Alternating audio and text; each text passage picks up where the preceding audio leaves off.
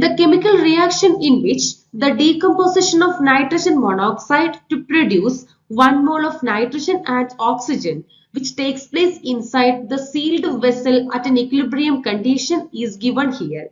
And the concentrations of nitrogen, oxygen, nitrogen monoxide are also given. We need to find out the degree of dissociation of nitrogen monoxide at equilibrium condition when the concentration of nitrogen monoxide is 0.1 mole raised to minus 1. First of all, let's write the equation for the decomposition, that is 2NO is reversibly producing N2 and O2. The equilibrium concentrations are given here, that is nitrogen monoxide has the concentration 2.8 into 10 raised to minus 3 and nitrogen is 3 into 10 raised to minus 3. Oxygen is 4.2 into 10 raised to minus 3.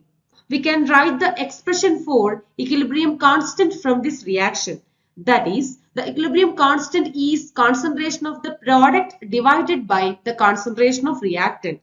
Here the product concentrations are the concentration of nitrogen and oxygen. Concentration of the reactant is 2.8 into 10 raised to minus 3, which is raised to the power 2 because coefficient of nitrogen monoxide is 2 here. So here we will get the value of Kc, that is 1.6. Now we need to find out the degree of dissociation. For finding the value, we are taking the concentration values here.